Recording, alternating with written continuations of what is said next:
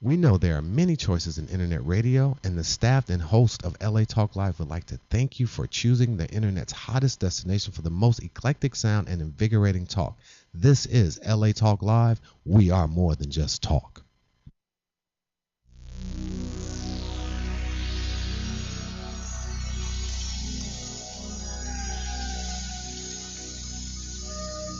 Today is my day, a brand new beginning. Welcome to Talk Up Your Biz, Speak Your Way to More Profits. I'm Jean-Noel Bassior, and I'm here with my co-host, Susan Levin.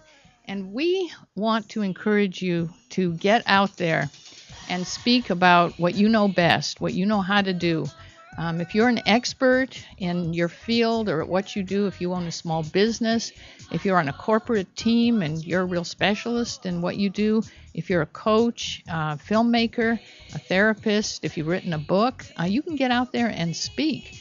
And Susan, you own speaker services, so you help people get out there and actually do it, right? I always say, speak your way to more business. That's my slogan.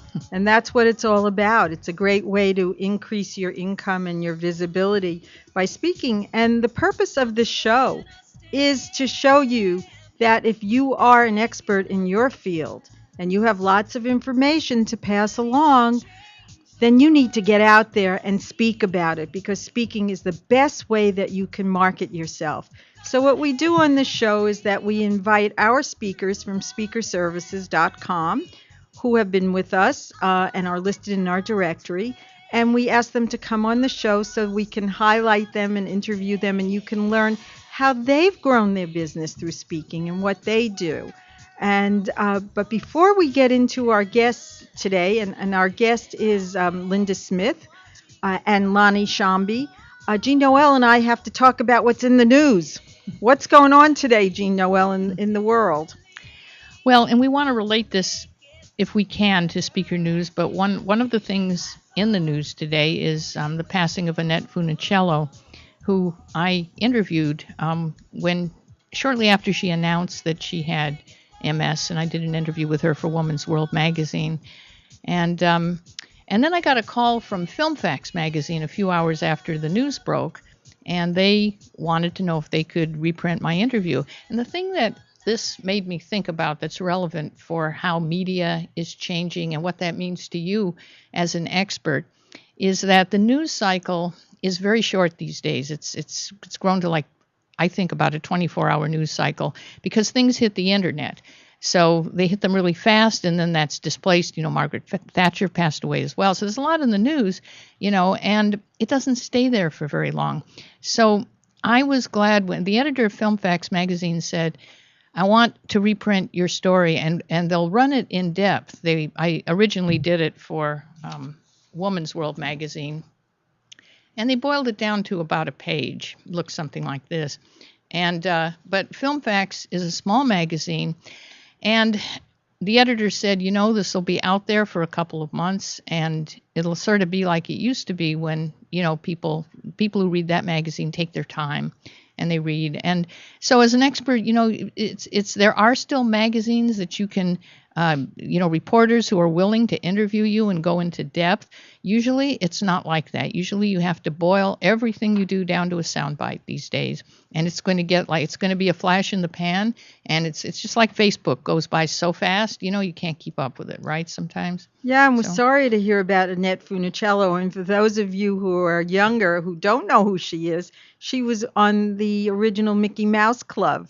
And we're very sad to see her passing. And she had been sick for a long time.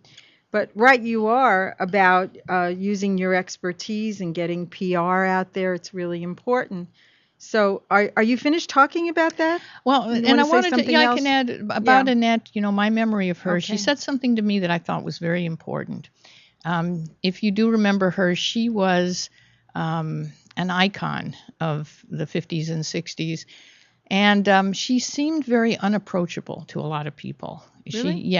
She was kind of, there were of the Mouseketeers, people used to kind of put her on a pedestal, and she was very conscious of that.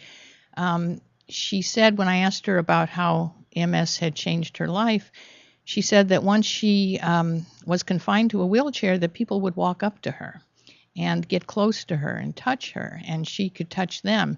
And this had never happened before since she had become a star. And she enjoyed this interaction. She began to see how much people loved her and allowed them in to her space. And it was something she said was a great lesson that having MS had taught her.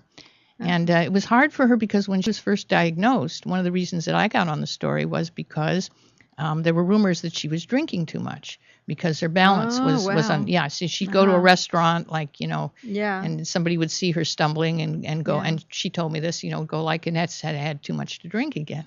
So that's why she kept it to herself. She didn't want the world to know about the diagnosis, and she was afraid to tell her father. The big thing was that she told me in the story, she was afraid to tell her father because he would freak out every time she got a cold. So finally, she had to figure out how to announce it to him first and then to go public with it. So it was an amazing interview. She had a doll collection, and all of her Disney stuff was up all over her house, and you could walk through. She kind of gave me the tour, and that house later burnt down a few years ago, and she lost a great amount of that memorabilia. So, remembering her is sad that she has passed. Well, I wanted to mention that we have a new client who we spoke to yesterday who we're going to interview on the show later on. And he's an expert, and he has a lot of different interests. And he was so concerned that he had nothing to say or he didn't know what to say. And as media coaches, and speaker coaches, we have to work with people to help them to understand what their expertise is, and they don't even recognize it. So Jean-Noel and I were on the phone with this fellow, and as we spoke to him and we explained to him how it all works in the speaking arena and why people want to hear what he has to say, he began to reveal what his expertise was. And it was a great synergy there because as we were talking, Jean-Noel would say, "Here's the hook. Do you hear the hook?" So share with them. He was throwing out hooks right and left, and he is a boxer, by the way, so I don't mean those kind of hooks. But he and what was interesting about that for me, which some of you may feel yourself, like if a friend says to you, well, you could go out there and speak, and then you can kind of go on a stream of consciousness. Well, I know about this and I know about that, but as these hooks went by, for example, he's a personal trainer and he's a masseur as well. A massage therapist. And he started saying, like, I'm seeing more and more people who are in their 40s and getting diagnosed with diabetes. Right. And we were going like, ding, there's a hook, right? Because that's what's the target audience for that? Baby boomers, right? Among many other, but that's right. That's exactly. And is it tied to a newsworthy topic? Right. Right, because we hear a lot, about diabetes in the news. So of course, he could become the expert, the go-to expert every time that happens. But also, remember how he was talking, and he said that he could. He's talking about kids and about the electronic world that they're involved in. That was really interesting. And how parents were in denial. Remember about how? So we were going like, and there's another hook. Right. Yeah. And that's really in the news. I mean, you talk your kids, oh my God, you text them from upstairs, come to dinner, and then they're tweeting or on, to their friends all throughout dinner.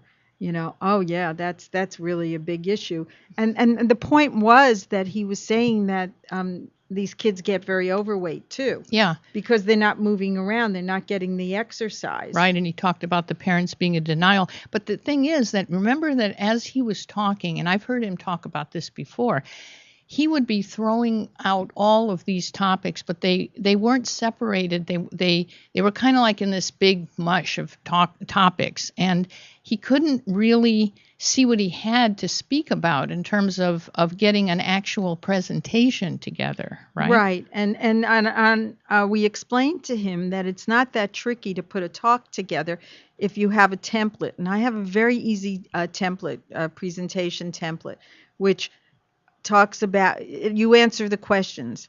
You have an opening and a closing, which kiss each other. I say this almost every week.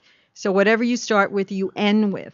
And then in between, if you're doing an hour talk, you only do 3 points. That's the most that you can do.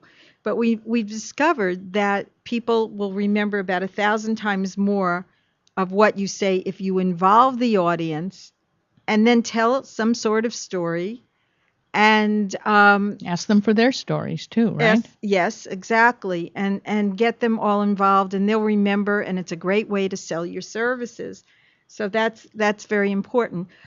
If any of you feel that you have a desire to discover what your passion is or what your expertise is, we do offer discovery calls. So if you would like to call or make an appointment, just go to Susan, SUSAN, at speakerservices.com, put in the subject line discovery call, and one of us or both of us will talk with you. We will help you with the discovery and see if you can reach where you want to go. Yeah, and as a journalist, I know what we look for. When I'm interviewing somebody, I've got to get the who, what, where, why, when. And just thinking about those things in terms of your expertise can really help you focus. This reminds me of that story you saw that Seth Godin, right? Right. And I read it today. Seth Right. Godin is an author of many books, and Tribes is one of his books, my favorite book. And you could get a daily post from him, and he's just brilliant. So today's post was, where are your assets? And I looked at it and I said, gee, that's just what we wanted to talk about today about expertise. And he says, do work and get paid once, build an asset and get paid for as long as it lasts. And he says, here are some of the assets you can build, not just buy. So basically what he was saying is, like, you could buy a house and that's okay. Or you could be in a job, that doesn't, it provides you daily, weekly, monthly living. But if you use your expertise and you brand yourself and you have the permission to speak about it and you use your expertise, he says, you might lose your job, but they can't take away what you learned. If all you've just done is what you've done before, you might get paid, but you didn't earn an asset. I love the way he put this. And the bottom line was, one of the biggest shifts, the connection economy, where the connection economy has brought, is that assets are no longer reserved for companies and organizations. Yeah, I love what he says. He says everyone can own a slice of Yeah. media attention. And that's, to me, the big change. That's right. That's why the news cycle is so short now, because Right. everything is, we get our news through the net a lot of the times. So it's all changed, hasn't it? We all can own a piece of this. And he ends the post by saying, your choice. Intentionally build and nurture your assets, expertise, you guys, or ignore them in the pursuit of the next thing. Great post. Look up Seth Godin, Godin. Get on his email list, and you will love his posts. I quote him quite often. But there was something else in the news, too, this past week with what that John Kremer wrote about, which was how, right. what was it? Our ebooks did, yeah. Yeah, somebody wrote a post predicting that ebooks are going to fall in popularity. Actually, this latest stat that I heard, and this is almost unbelievable, in 2015, there's going to be 600,000 ebook titles, whereas in 2009, I think there were something like 40,000. I mean, the growth has been phenomenal. But what he was talking about... John Kremer. Right, John Kremer, Kremer, right? Mm-hmm. Who's an expert in publishing of all kinds.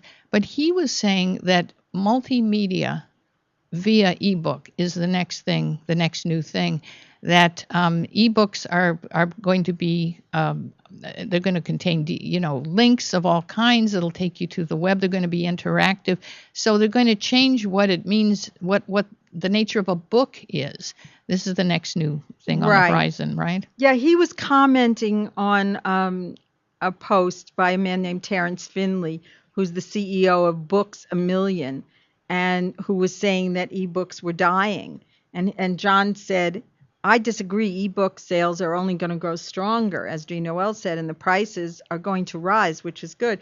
So his predictions were plus Finley completely ignored the new ebook standards that are incorporating audio, video, and interactively into books, which I think is brilliant. And he said, if you don't understand the new multimedia interactive standards in EPUB books, it's time to take a look at it. And he says they're not going to go away. Well, and the technology does have to catch up a bit to really make this happen. I had a client who wrote a book a couple of years ago, which he's still working on, and he was doing this, but there was no way that he could really publish it except to have it on his website, and people could, perhaps he was thinking of selling it by chapters, access it through there. Yeah. But what he did was, it was a book about the 1950s, and so he had links. He had YouTube links. He had so that people could experience the music, some of the movie clips. There was some military stuff involved, so he had test pilot stuff. And he had links to places on the web where you could find all of this. So that the book itself was a complete audio-visual experience, plus it was a book. There was text in between all these different links. And when I saw that, I thought that is how books are going to change. It's got to go in that direction. Right. I think it's exciting, and it adds more dimension to just a plain old ebook. It gives you so many more modalities. So if you're thinking about, that how to become an expert, here are some key questions to ask to unlock your expertise. And this is from John Kremer, who is the author of 1001 Ways to Market Your Books. And he's all about relationship matters marketing, which I totally believe in. And I really love his work as well. So here's some of the things that he says. Many business owners wrestle with this notion of expertise, feeling certain they don't know enough to be looked upon by anyone as an expert. So first of all, what comes easily to you? What else did he say? Well, he said, yeah, exactly. Yeah. Find what you like to do. Right. What is the thing that you would be doing? I mean, of course, we've heard this before, but it's worth repeating. If there was no money that you would get from it, what would you be doing? But today, it is a little bit easier, I think, to actually pursue that dream, because I think everybody can be their own broadcast station, their own publishing house. It's things are changing. And I used to, as a mainstream girl, I used to resist this quite a bit. We know that. And I still have been fighting it. I have been fighting it because let's just say the quality hasn't quite caught up on every level with this. So there's a lot of self-published books out there, and as you guys probably know, some of them aren't very good. But however, the point is information is being shared more freely than ever, right? Yeah, yes, absolutely. And another tip is look at what obstacles you had to overcome in your life. That's really good. And if you've listened to some of our past shows, you'll hear the obstacles. I mean, remember when we had Marnie's Devlin Spencer on here? She completely lost her business. She went homeless. She became a prostitute. She went to jail. And she went to jail. And she's overcome it, and now she's talking about it from her book. That was an amazing interview. But everybody has something to talk about, and we all want to educate, I hope, and inspire others to move through to their purpose and what can help them. So the bottom line here that John says is take action strategy. Your knowledge, likes and dislikes, and life experiences are all valuable keys to help you unlock your expertise. Learn to value these experiences and realize there are others who desperately need what you know and will benefit from this expertise. So we're going to a break in just a moment here, and you've been listening to us at LA Talk Live, where we're more than just talk. And when we come back, that's my New York accent, we're going to have Linda L. Smith with us, who is the owner and founder of the first African American college that deals with vocational healthcare issues. And she started in 1992. I can't wait to talk to her. So we'll be back in a couple minutes and speaking to Linda. We will make it together. Planting a seed in my soul. Our beauty will show.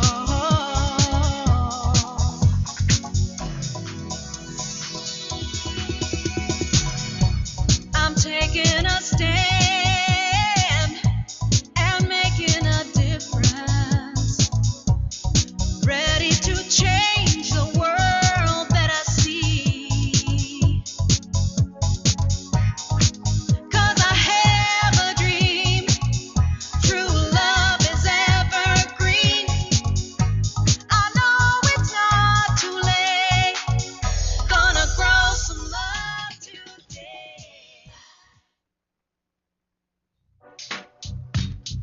Young Connection, your one-stop connection for all your graphic design and commercial printing needs. Young Connection is a full-service printing and media design company dedicated to providing the highest level of customer service and satisfaction. Young Connection provides swift response and rapid turnaround services for banners, brochures, business cards, letterheads, church bulletins, funeral programs, flyers, logo design, posters, and much, much more, all at an affordable price. Young Connection, the official printing company of LA Talk Live. Give them a call at 310-491-3336. That's 310-491-3336, or visit their website at www.youngconnection.com. That's www.youngconnection.com. Young Connection Printing and Media Services, proud sponsors of LA Talk Live, where it's more than just talk.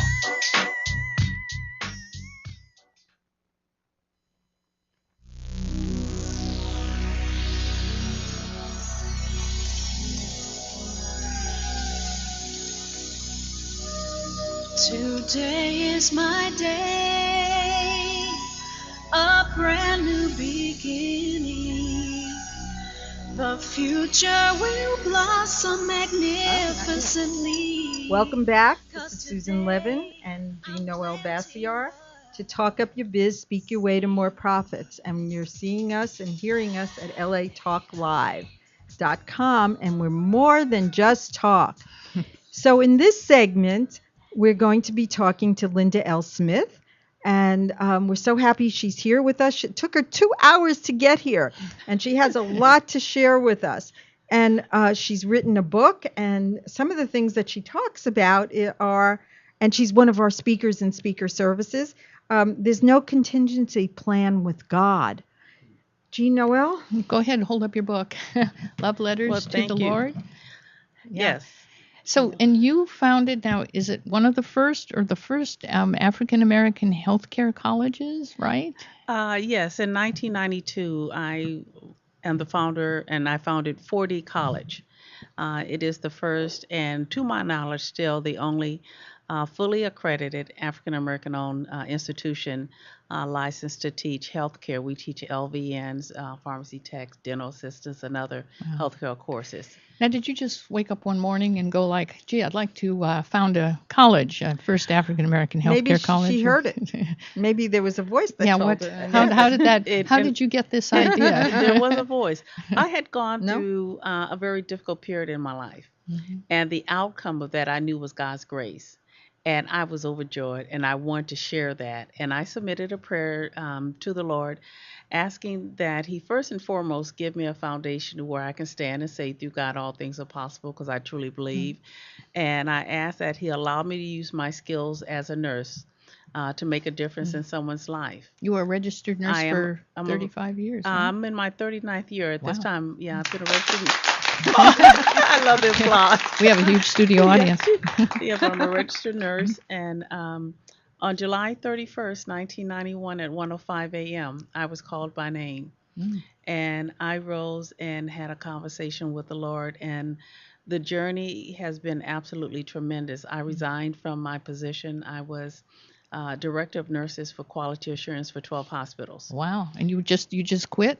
I quit, and my family thought I was crazy. I bet. But I was so committed to the call, and I understood what I was called to do, that I had a fever that I couldn't describe to anyone in terms of the work that I had to do, the work ethics. And a year later, I started 4D with 2 students. And that's 4D, right? It's FOUR D. hyphen capital D College. Okay.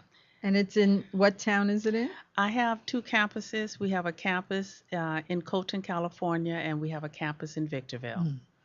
So is this why you wrote Love Letters to the Lord, because of the continuing presence in your life? Partially. Actually, once the call came to do the school, I knew that I wasn't prepared to do a school, and that was part of my conversation with the Lord. I'm a nurse. I'm not an educator. And so the first thing I did the following month, I enrolled into Cal Poly University to get my teaching credential. And the one night while working in that program, I was sitting down and I began to journal and write about what I was experiencing and what I was preparing myself for. And I had no idea that 10 years, 20 years later, that I would end up having a book developed as a result of that. But I have been writing since 1992, and it was just my own personal therapy of what I had to deal with and go through in operating the business. And you Can the- chronicled that in your first book. Sorry, go ahead. No, I was going to Yeah. say, how can people get the book? They can go to my website, which is, www.lindalsmith.com, and they could look up all three books. My personal website will give you information on me and the school, and it talks about love letters to the Lord. And don't be fooled by the name Love Letters to the Lord, because it's a very transparent journey of what I've had to deal with in the 21 years of operating the school. And it allows the reader to understand those challenges. The challenges of being married as a female businesswoman and what happened during that marriage and how I almost divorced my husband and all those good Right. things. So it's very enlightening. Well, what was the biggest obstacle that you faced when you were making these changes and you were establishing the school? Was there any big, huge thing that made you think like this is never going to happen? I never thought that the school would not happen. The biggest obstacle I had in the beginning was after I was approved to start the school. I had a site visit from someone from the state, and the person who came, it was almost she looked at me and said, "Oh no, you're not going to do Yeah. this." We don't Yeah. want someone from the state to come calling ever. Yeah. Well, it was a regular site visit. Oh, I had yeah? been approved, and every 2 years she was going to come back, or a different person. The first person who approved me was astounded that I had written a complete program the way I had and had put the school together, and I did it solo. I was not part of a corporation, or there was not another team member. And she was so impressed. She gave me my certificate on the spot. She said, "You are in business." And she said it was one of the best programs she had ever seen written before. Bravo. So it was excellent. And 2 years later, when I was under a review by someone else, they came in and said if I did not rewrite the program according to their specifications, she would shut me down. Oh, my goodness. And so that was beginning of a lesson of people and um, their the word I want in terms of their prejudice. And so I did what she asked. She wanted me to break down my program into 30-minute segments. And that's an entire program of lesson plans, curriculums, syllabus, and all that. And I did. And she was astounded I was able to do it. And the third review that I had, a gentleman called me from the state. He said, "What is this?" And I said, it was her demand. He said, "Linda, I'm so sorry, because I know and that was not a requirement. Your program was perfect." So all that work was for nothing. It was for nothing, but it was, for her it was to prove a point that she had authority, and I could have fought it, but it would have taken too much of my authority. energy. Yeah, I exactly. wouldn't give her my energy. I'll do it, and because I'm gonna keep going, I'll stay in business. So what kind of prejudice was this? Was it authority? Was it racial? Was it? It was a combination of both. It was combination of both. Sounds like. It was definitely a lot of racial tension from her and not from mine. I've been working with individuals all my life, but from her side, the fact that again there was no other African American who had ever started a school in California, and definitely not one in healthcare. Wow. And that was approved by who was getting state approval. It wasn't just open a school, but I was getting the state approval, and I was preparing to go through accreditation from another, agency that's under the Department of Education. So there was some hostility there, and I've experienced that throughout the years from different individuals. So now that you have your book, is this when you decided that you were going to go out and speak, or were you doing it before? I was doing it before, but not on a large scale, and it was never with the intent that I really want to, quote, be a speaker. Right. People would call and ask me to speak, here and there. And one day, the young lady who's the publisher of my book really had insight into who I am as a person. And after reading my book, she was astounded at the quality of my writing and said, there's so much here that you need to share. And you need to find your audience, the audience of professionals, the audience of entrepreneur, business women. You know, I'm great with kids because when you talk about education, I'll talk you to death. And How have you found your audiences? What did you actually do to make that connection? I contacted the Women Business Center in San Bernardino. I've worked with them, so I've had the opportunity to go and speak to their group of women that they work with to help them to develop and to become entrepreneurs. In fact, I just called them last week because I'd like to go back and volunteer my time as a mentor to them. Someone referred me to a high school principal, and she had called and asked if I'd come and speak to her students, and I did. And before I got to my office, I had another call and another call. That's the way it works. Yeah. And with the website that, thank you so much that you ladies helped me with through Speaker Services.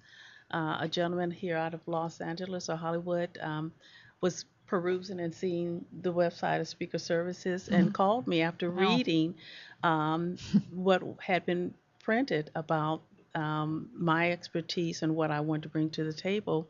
And he said I was a perfect fit for the healthcare industry to speak to because of my background as a nurse and in education. I didn't hear that one. We love to hear this.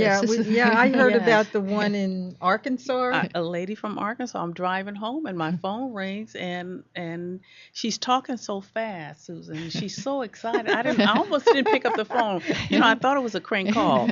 And I said, okay, take the call. Who are you? And she told me who she was. She said, I have been looking and praying for the perfect speaker, and I'm all over the place, and I go to the speaker service sheet, and I'm looking at all the people that are listed, and I see you, and I read what you do. She said, my God, will you please come to Arkansas and do a retreat for us and speak to our entrepreneurs here? And what kind of group was it? Do you remember? This young lady has a radio station in Arkansas. It's called Coffee with Monica.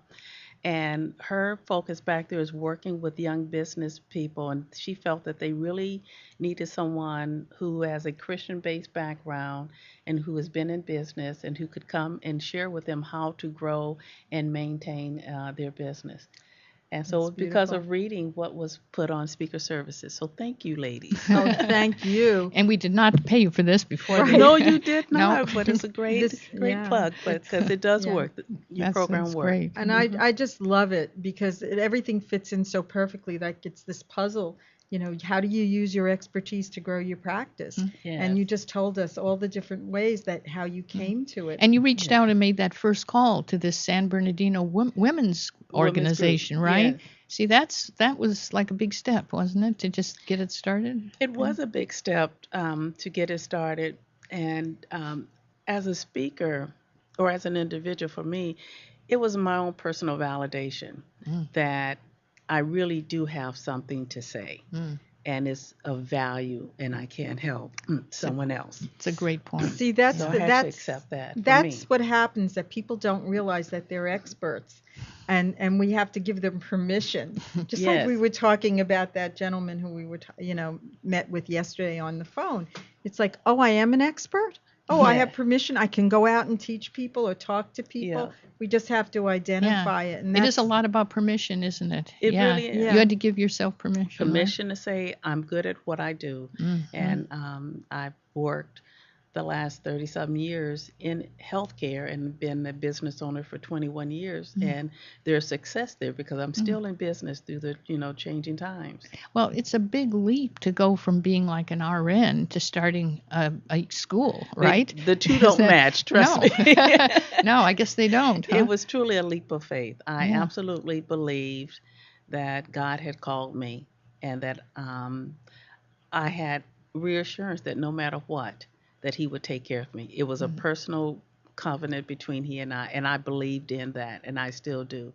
So regardless of the challenges that we have been faced with at 4D, I remember July 31st, 1991. God gave me his word that if I did what I had prayed that I wanted to do, he would take care of us. Wow. And so my focus is faith and staying focused. And one of my favorite quotes, and I just put it up on Facebook, and I have it on my desk to remind me, pray believing and you shall have. Yes. And it works. It absolutely works if you believe that. Yeah. We always say act as if, even if it's Mhm. not happening, because the universe will pick up on it, That's true. and then everything just manifests.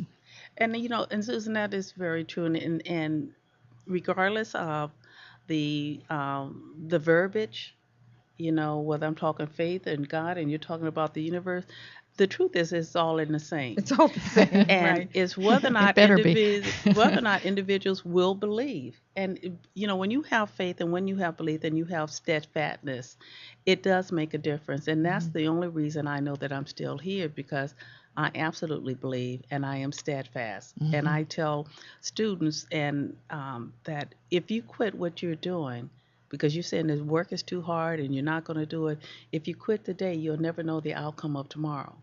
And that has been my personal philosophy with myself.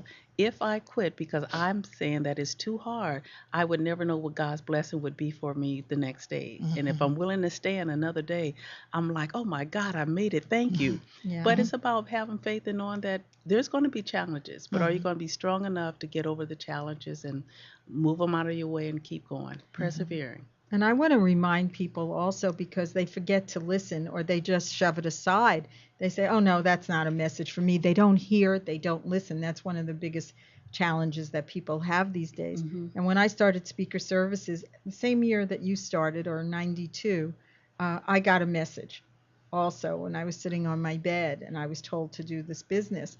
And when we get in touch and when we listen to what we're being told, we're really truly blessed, because we get to do our service and serve, and everybody wins that way.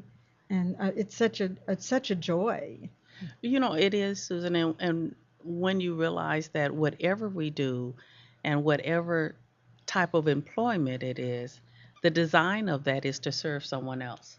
Exactly. And when you understand that and you have the love for whatever that task is to give passion. to someone else, and that passion, it makes a difference in how you walk, how you talk, your attitude, how you receive people, Yes. and how you're able to handle the challenges that are going to come before you. It just it puts you on a more even keel and acceptance of all other things. So what's the best advice you would give to somebody who has not quite heard the call yet, but they're kind of frustrated in what they're doing and they're kind of ready for a change? I would recommend that individuals, I talked to a group, the professionals, last week, and what I suggested that they do was simply take a sheet of paper and write out all the things that they enjoy doing, and write out the things that they're currently doing that they really don't enjoy about it. And you have to start weighing the difference. What is the value of doing something that you do not enjoy? Even if you say, well, I get paid. But if you're getting paid and you're miserable, you may leave sooner than you need to off this earth. No asset. So no assets. So, I would recommend that they write down what is it that they enjoy doing, and talk to individuals who may be doing that line of work to see if it's something that they would like to pursue. That's an interesting idea. Go Yeah. out and find people Yeah. doing what you want to do. Interview. Find what you want to do. Find a mentor. Find a mentor. And see if that's what you would like to do. So we've been talking to Linda Smith, and her website is lindalsmith.com. And some of the things that she can talk to your groups about are: there's no contingency plan with God, being an entrepreneur, the challenges and the success, entrepreneurial presentation, encouragement, and unfailing faith. Thank you for being on this call. Thank you. Being in the studio with us today. But stay with us, because we are going to be talking by phone to Lonnie Sciambi, and he is known as the entrepreneur's Yoda. Now, Yoda was not from this planet, so I can't wait to ask him where he's from. But when we come back, he's going to tell you how to be a better entrepreneur and give you some real-world solutions that's going to help your business grow on LA Talk Live, where we are more than just talk. Our beauty will show.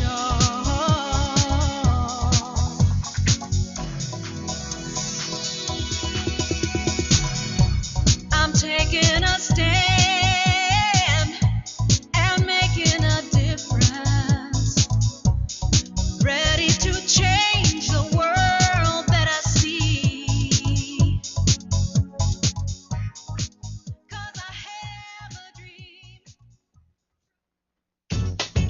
Hi, this is Elena, inviting you to join me every Wednesday at noon for Elena's Beauty Talk and more, exclusively on LA Talk Live. You can also catch us on iTunes Radio, R&B, or watch us on Ustream.tv. Reality radio, handcrafted for your listening pleasure. This is LA Talk Live, and we are more than just talk.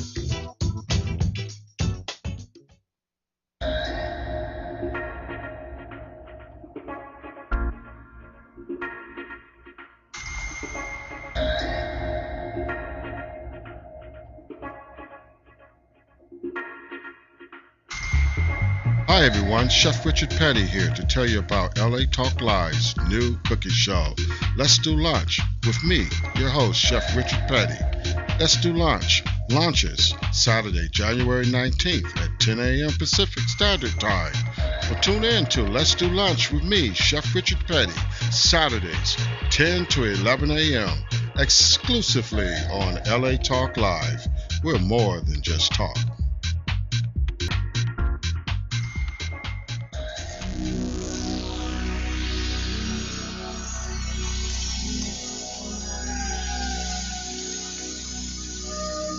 Today is my day. Welcome back to Talk Up Your Biz, Speak Your Way to More Profits. I'm Jean-Noel Bassior with my co-host here, Susan Levin. And we have on the phone Lonnie Sciambi, calling from New Jersey. Is that right, Lonnie? Yes, Are you there? I am. Okay, yeah, we now hear you loud and clear. And Lonnie, you are known as the entrepreneur's Yoda. And you give people secrets to success that you've actually lived yourself, right? Is that the difference? That you say that you have actually lived everything that you teach, and you've had all the real life experience. So you're not just, this is not just theoretical for you, right? No, I mean, I guess first and foremost, I'm passionate about entrepreneurship. That is my passion. I've spent most of my career devoted to it, either doing it myself or helping others. So you've started a lot of businesses, right? I've started more than I want to think about, some successfully, some not. Ah. And it's as much the failures that really drive the experience, because you learn more. It's like, I mean, I've been a coach, a real coach in athletics for years. And I used to tell our players, I wish we lost more. Wow. They would look at me like I had two heads. And I said, because rarely do you analyze a victory, but you sure do analyze a loss. Yeah, I don't think I've ever heard a coach say that before. Wow. Yes. So, and it, and the Yoda thing was it's something I've had a lot of fun with. I mean, how it came about is I'd been working on a turnaround of two smaller divisions of a larger holding company, and I was explaining this to a very good friend of mine, who's one of my best friends and a former business partner, and how these couple of bright guys who ran a couple of other divisions kept coming to me for advice, and I said to him, I used to be a young lion just like them. Wasn't that just last week? And now I'm Yoda. And so, jump ahead several years, and I had just finished what I had finally said, this is my last turnaround, maybe my last CEO job. And I was once again talking to the same friend about this new business concept and how I was looking for a way to brand myself to stand out. And he reminded me of the Yoda comment from several years before, and how I was doling out wisdom just like the original Yoda. And so I started to use it as my blog signature, and then it simply became my brand identity. But when I speak, though, I really tell a simpler story. What I tell people is I'm old, I'm short, tell stories, and talk kind of funny. Tell us about your book. The book was a kind of a labor of love. Interesting. Same friend who, obviously you in we trouble. listen to each other's advice. he said, "You have a book in there," because I had been doing a blog post for about 3 years. And frankly, the interesting thing is he and I had written a book together, and I'd written another one by myself some 20 years before in a whole other lifetime. And I knew I had a lot of diverse content that I felt I could organize and deliver as a book. I love writing, always have. So it was a double labor of love. Here I am I'm writing, which is something I love, about something I just love equally, and that's the entrepreneurship. And it was getting the message out to as many people as I could. The objective of the book was that an entrepreneur could pick it up at any point in time, wherever he was or she was in their growth cycle, and they could take something from it every single time they picked it up. I just want to mention the name of your book because you didn't say that, and it's called Secrets to Entrepreneurial Success. Yes. Yeah, we want I don't people to listen know. to my coach as well. What's the most critical piece of advice that you can give to an entrepreneur who's trying to start a business? For all entrepreneurs, especially startups, customers are where it's at. Focus on getting them as early as possible. It's what makes an idea or a concept a real business. And that sounds so very logical, yet you cannot believe how many entrepreneurs focus on everything else except that. So you mean Because it's you that they don't have a business until somebody's paying you for what you're selling. So you mean they're not focusing on the customer aspect of it as much as they should, and they're getting distracted by other things? That's right. I mean, they're getting distracted by product. And it's really get the product to a point where you can get it in customers' hands, and the customer will help you. So, and then for later stage companies, it's customers are they're what keeps you growing and profitable. And the critical focus should be on how you treat them. I preach love your customer, and they will love you back. What a concept! So it all works. But the best way. Here's the interesting thing, though. The best way to love your customer is to love your employees. If you want to treat customers better, that's right. Treat employees better. So, Lonnie, doesn't it all work together with social media? What the concept of social media is also, it's because it's about relationship marketing and getting to know that person and not selling to them. And they do become customers. They do become clients, many of them, or they tell other people. Absolutely. But you see, at the end of the day, this is the thing that we have to be careful with technology. And I've spent almost my entire career around technology. So this is another thing that I kind of have a strong feeling about, and that is we can't lose the high touch that's necessary in any customer relationship. You've got to have the face-to-face. And this is where if you look at companies that have great customer service, like Zappos, Wegmans, Southwest Airlines, you'll find fiercely loyal employees who are company evangelists. Absolutely. That's really what it's about. Tell us about what you speak about. Now that you have the book out, what are you talking about? I have a whole series of topics that I talk on. I basically I'll talk on anything from how to start a company up to how to improve sales to how to partner your way to success. I focus a lot on culture. I have one entire talk that is focused just on that, where culture is so Culture's important. hot, It's the values of the entrepreneur that they're putting into that business, that their customers are going to feel, their employees are going to feel, etc. Okay, and then basically what I speak to, right now my focus is really on small business owners and entrepreneurs and entrepreneurial groups. That's really the kind of the target audience for what I do. Is there an issue, Lonnie, that when you speak, is there an issue that comes up a lot over and over again for these small business owners? Yeah, I mean, one of the critical things is, how do I grow the business, and how do I grow it? How do I grow it? And I've got to be able to fund that. And then one of the things I do is I get them to step back from that, because growth for growth's sake is not something they ought to be doing. There ought to be a reason for that growth. But why do you want to go from this point to that point?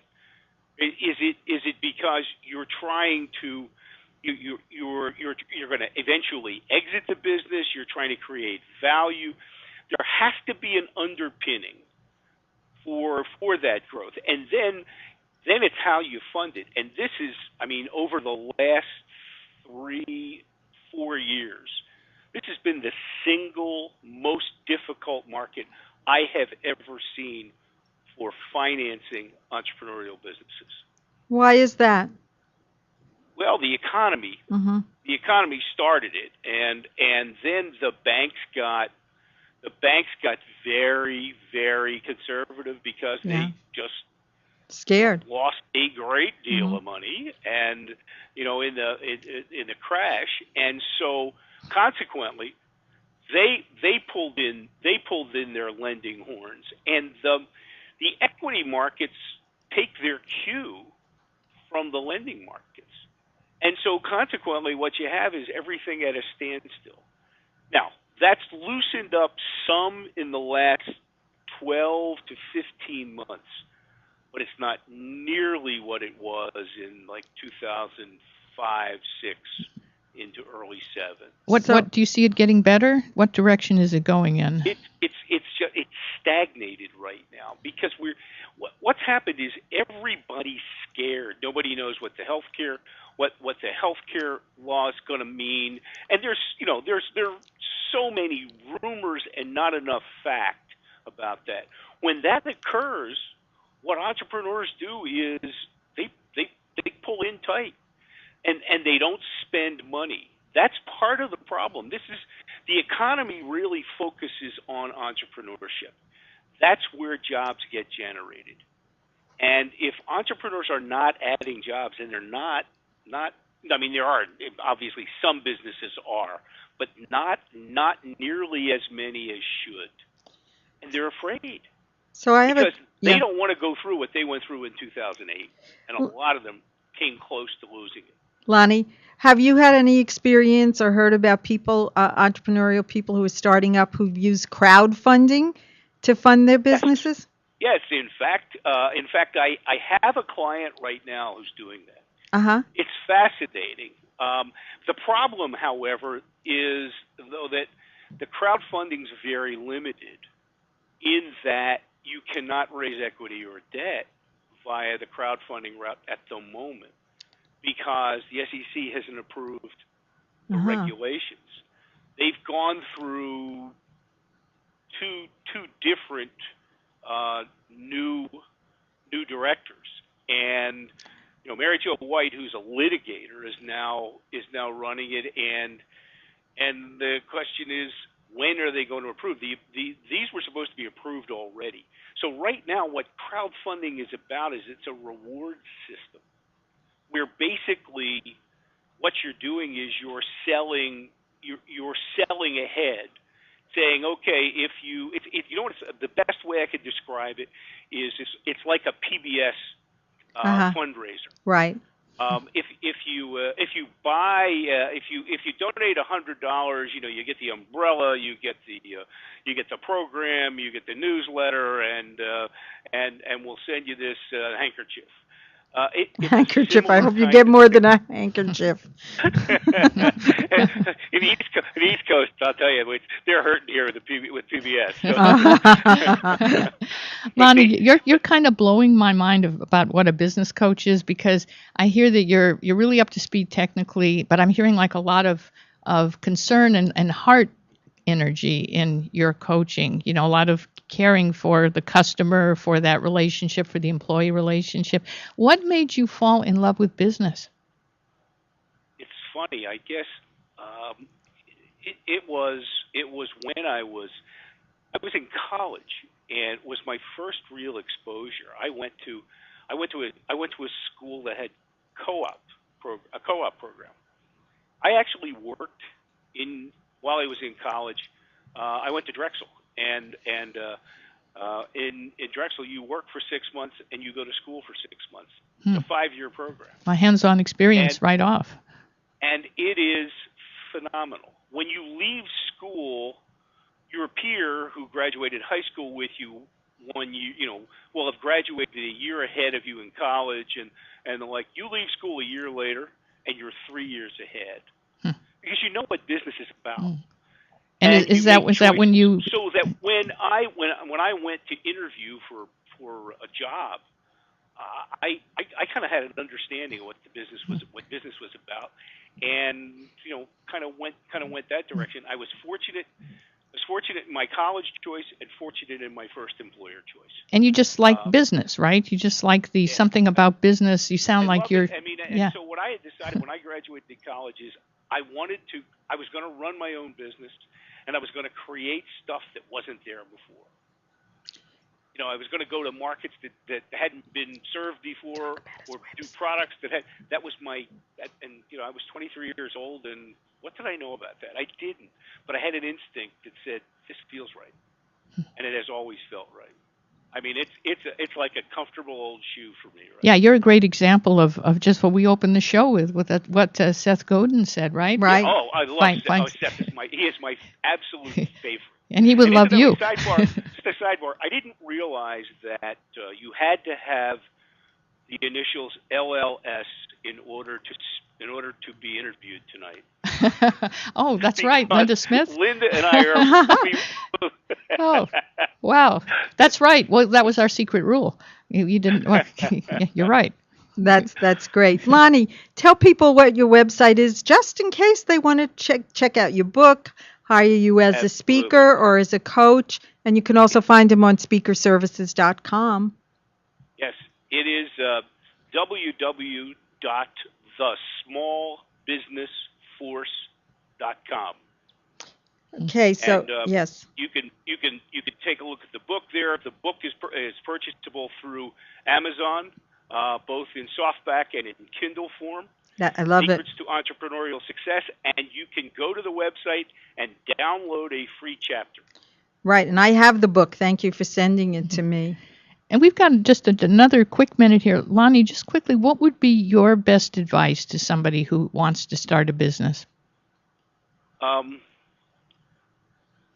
Think about what problem you're solving or what need you're addressing. Make sure that it's a real problem or a real need. Understand who else is doing it. Because there are, unfortunately, I talk to half a dozen entrepreneurs a month who believe they've discovered fire. and fire's been invented. So go research the market. Really understand it. Okay, and then I have I did a blog post, and I've got a set of video tutorials coming out in about 2 weeks that are free, that are the 10 keys to startup survival. Oh, good and, title. The first one is what are the talents you need, and the very first one is passion. Wow. Absolutely, I agree with that 1,000%. If you're not passionate about it, don't do it. Don't do it. If you're going to be an entrepreneur because you can't get a job, wrong reason. I feel like I've just been in the presence of Yoda. I really do. See, it worked, Lonnie. You do live up to your billing. Yeah. So check out Lonnie's website, which again is... I will tell you. www.thesmallbusinessforce.com. And spell your name, Lonnie, because it's pronounced Sciambi, but it's spelled... Yes. It's A M as in Mary, B as in boy, I. If I spell it, you can't pronounce it. Yeah. If I pronounce it, you can't spell it. Yeah, exactly. Now, That's I'm going Sciambi. to put a plug in for a relative here. If anyone is after the show is over, goes over to ESPN and looks at the baseball game that's on ESPN tonight, you will see somebody with the last name Sciambi who's broadcasting that game. That would be my son. Oh, wow, that's Wow. great. That's wonderful. And I want to give a shout out to Reno Levinson, who recommended and introduced us to each other. He did your book trailer for you, and he did a magnificent job. He's doing my video tutorials. Reno Oh, is great. the best. And we're going to have him on the show soon. Thanks so much, Lonnie, for being with us, and thanks to Linda L. Thanks Smith. thanks for having me. I've enjoyed this. I listened to your show last time, and this show is, this is going to be one of the things I'm going to listen to every week. Oh, Okay. Okay, right on. Thank you. Next week, if your initials are MMP, then you'll be one of our guests. So thanks to Linda L. Smith and for being in studio with us. And next week, we're going to have two guests. The first will be Lisa Cypers-Kamen, and she is a happiness expert. And we all, I think can learn from what she's going to tell us. And who else? And she works with the military also. Yes, with returning she's a therapist. soldiers. Yes. And we have Laurel Kaufman, who will show us how to take your business to the next level, attract new customers, and increase your visibility. She's a marketing expert, and she's also all about sponsorship, which all of us want to know. Thank you so much for listening to the show tonight. We really enjoyed the conversation, and we'll be talking to you again next week with our other guests. And you can find us on YouTube at latalklive.com or on ustream.tv or on Speaker Services blog and at latalklive.com. Listen to the replays and tell people about Talk Up Your Biz, Speak Your Way to More Profits. And in May 6th, our premiere show of The Book Beat with Jean-Noel Bassior as your interviewer and producer Susan Levin. It will be following this show. Thank you and good night. Bless you all. And Lena Marquez singing for us.